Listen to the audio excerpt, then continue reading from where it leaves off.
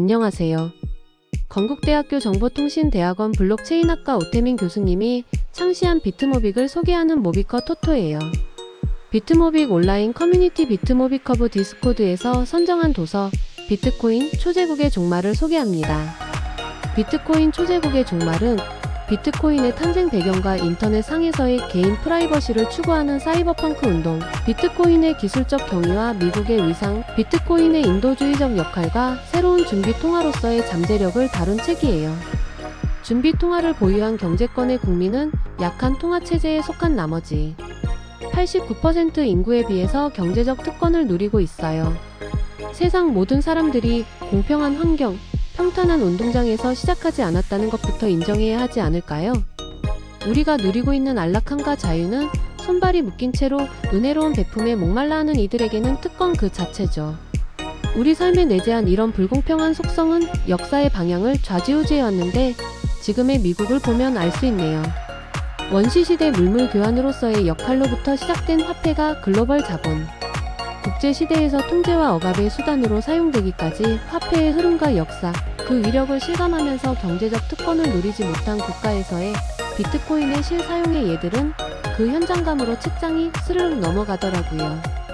역사적으로 화폐 발행에 관한 독점적인 권리를 남용한 국가가 많았는데 이는 초인플레이션을 낳았고 비트코인 채굴의 기반이 되는 스팸 방지 기술인 해시캐시가 등장하면서 금융 업무의 작업 증명이 가능해졌는데 애초에 2100만 개라는 한정된 수량을 발행하도록 설계된 비트코인은 인플레이션이 극심한 나라의 국민들에게는 당연한 선택지가 아닐 수가 없어요. 나이지리아의 사회운동가 아데리노쿤이 설립한 페미니스트 연합에서 SARS 반대 모금운동 당시 국가의 단속으로 은행 계좌가 폐쇄되었다고 해요. 이때 아데리노쿤은 BTC페이 서버를 구축해서 전 세계로부터 지원금을 받아요. 이때 비트코인이 사회운동의 도구가 될 수 있다는 것을 많은 젊은이들이 직접 목격한 대표적인 사례예요. 필자는 비트코인의 화폐 현상을 이해하기 위해서는 장부 분산과 같은 블록체인 기술적 관점이 아니라 사이퍼펑크의 정신에 더 열광해야 한다고 목소리 높여 말하고 싶어요. 사이퍼펑크 정신이야말로 자유에 대한 인간의 본능이 얼마나 근원적이고 호모사피엔스적인지 돌아보게 하는 움직임이라고 생각하니까요. 인터넷 시대의 디지털 사회에서 정부와 기업에 대항한 개인의 프라이버시 보호 운동이 암호학을 연구한 학자들 사이에서 일어나기 시작하는데 이것이 사이퍼펑크 운동이에요. 사이퍼펑크의 선언문에는 사람들은 오랜 세월 동안 속삭임, 어둠 봉투 닫힌 문, 비밀 악수 메신저 등을 통해서 자신의 프라이버시를 스스로 지켜왔다는 구절이 나오는데 전화번호와 이메일 주소 등 개인정보를 손에 넣은 국가가 우리의 이런 은밀한 속삭임까지 도청한다는 사실의 등골이 소연해지지 않나요? 1970년대 첩보기관의 전임을 얻던 암호 기술이 학자들을 통해서 세상에 알려지면서 일반인들이 주고받는 디지털 메시지 내용을 정부나 대기업이 염탐할 수 없도록 암호화하는 데 성공하게 된답니다. 그리고 1990년대 초 사이퍼펑크의 메일링 리스트는 사토시 나카모토가 비트코인을 개발하는 데 바탕이 되죠.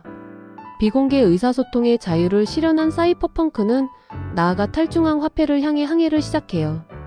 공개키 암호 방식을 화폐에 적용한 암호학의 아버지 디지캐시 개발자 데이비드 처음부터 비머니라는 디지털 화폐 개념을 발표한 웨이 다이 해시캐시 개발자 애덤 백 비트골드의 개념을 발표한 닉 스자부 그리고 기존의 모든 문제를 해결한 탈중앙 디지털 화폐 비트코인을 창시한 사토시 나카모토까지 끊임없는 노력과 시도로 인터넷상에서 추적할 수 없는 화폐를 만들어낸 그들의 역사가 소개되는데 정말 이 챕터도 재밌어요. 비트코인은 사이퍼펑크 정신의 산물이에요. 인간 본연의 욕구인 자유에 대한 열망이 만들어낸 이 시대의 유산입니다. 돈이 창출되는 지점에 가장 가까이 있는 주체가 나머지 전체의 희생으로 이익을 얻는다는 캔틸런 효과처럼 글로벌 준비 통화로서 그동안 누려왔던 특권과 위기에 처한 현 위치의 미국 달러, 근본이제의 미달러와 페트로달러의 탄생 스토리는 새로운 통화 체제인 비트코인 등장의 필연성을 설명해줘요. 제2차 세계대전 종전을 앞둔 1944년 7월 1일 세계 44개 동맹국 대표 730명은 미국 뉴햄프셔주 브레턴 우즈에 집결해서 금 1온스의 가격을 35달러로 고정한다는 통화정책을 발표, 브레턴 우즈 협정을 단행하는데 세계 각국은 금환 본위제에 따른 환율 안정 아래 자유무역을 통한 경제 성장을 추구해요. 그러나 린든 존슨 대통령이 내세운 위대한 사회를 위한 각종 프로그램과 베트남 침공으로 미국의 부채가 천정부지로 오르면서 경기가 둔화하고 달러 가치가 떨어지자 영국과 프랑스는 자국 통화를 금으로 바꿔달라고 요구하게 되고, 리처드 닉슨 당시 미국 대통령이 더 이상 금을 달러로 바꿔줄 수 없다고 선언하면서 달러 가치가 10% 하락. 이렇게 브레턴 우즈 체제는 종식되고 만답니다. 세계는 커다란 금융 위기에 빠져드는데 닉슨 대통령은 닉슨 쇼크가 해외 국가에 미칠 영향에 대한 질문에 리라가 어떻게 되든 나는 관심 없다라고 답했다고 해요. 다른 나라. 나는 몰라. 내 코가 석자거든. 진짜 초제국의 리더다운 발언이네요. 지지 기반을 잃은 달러는 설상가상 유가 폭등으로 미국이 두 자릿수에 이르는 인플레이션을 겪으면서 근본위 시대 이후의 기축 통화로서의 위치를 모색하게 되는데, 미국이 사우디아라비아를 군사적으로 지원하는 대신 오로지 달러로만 원유를 결제한다는 페트로달러 시스템을 고안이네요. 이 페트로달러 시스템은 결국 미국의 무역 적자를 더욱 부추기고 신뢰를 무너뜨리는 기반이 되었어요. 현재 많은 나라가 미국의 경제적 통제에서 벗어나기를 원하고 있고, 그에 따라 세계적인 달러 가치가 하락하고 있어요. 국제 무역의 98%를 달러로 결제했던 중국과 러시아는 2020년 기준 그 비율이 33%로 낮아진 것만 봐도 알 수 있죠. 석유와 연계된 달러의 수요로 미국에게 큰 이익을 안겨주었던 페트로 시스템처럼 지금과 같은 위기에서 비트코인과 연계된 달러에 대한 전 세계적 수요를 창출할 방법은 없을까? 미국은 자유와 기회의 평등, 언론의 자유, 사유재산, 개방된 자본시장, 그리고 비트코인이 확대하는 여러 가치와 제도를 기반으로 건설된 나라예요. 미국의 건국 이념에 부합하고 민주주의 자유를 수호하는 미국인의 정신에 이렇게 맞아떨어지는 화폐가 있을까요? 미국은 새롭게 떠오르는 비트코인에 편승해서 페트로달러 위기에서 벗어날 수 있는 위치에 서 있어요. 비트코인은 위기에 미국에게 혜성같이 등장한 구원투수. 이 매력적인 화폐는 투자 대상 금융 혁신뿐 아니라 해외 원조 산업 이면의 타락상과 지구 환경 문제를 개선하는 인도주의적 자산이기도 해요. 서구인의 연민으로 시작된 해외 원조 사업은 지난 60년 동안 총 4조 달러가 넘는 원조금이 부유한 국가에서 가난한 국가로 보내졌대요. 고레비치의 말처럼 현대의 인도주의 사업은 원래 그것이 없애려고 했던 고통을 오히려 자아내고 있는 것은 아닌가. 원조금은 최종 수혜자에게 전달되는 과정 동안 각종 수수료, 전쟁 세금으로 빠져나가고, 이러한 원조는 또한 그들의 자립을 좌절시킬 뿐이에요. 유니세프나 월드비전으로 모금된 지원금들도 기관 운영비로 상당 부분이 쓰이고, 정작 모금 운동에 동참한 사람들의 성의가 난민들에게 온전히 전달되지 못한다고 하더라고요. 인도주의 사업이 직면한 문제를 비트코인은 기부자와 수혜자를 P2P 방식으로 연결하여 중개인의 부패를 근절할 수 있는 도구예요.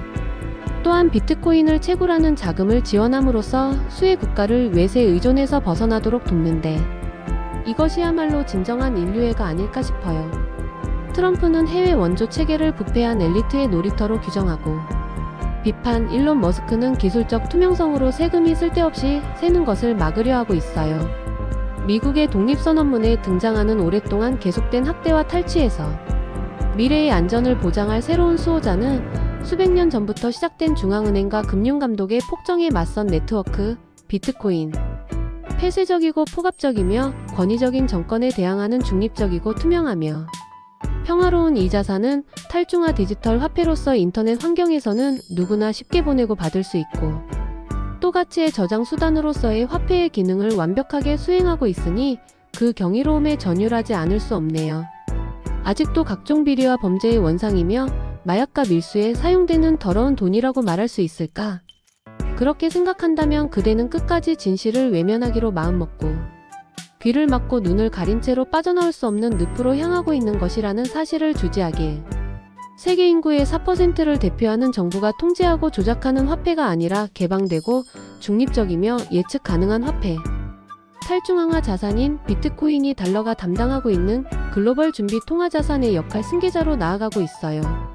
인류가 그토록 꿈꿔왔던 자유에 대한 열망 세계. 평화와 인도주의적 정신을 실천할 수 있는 이 시대의 아름다운 지적 운동 중 하나라는 생각을 하면서 마지막 책장을 덮었어요.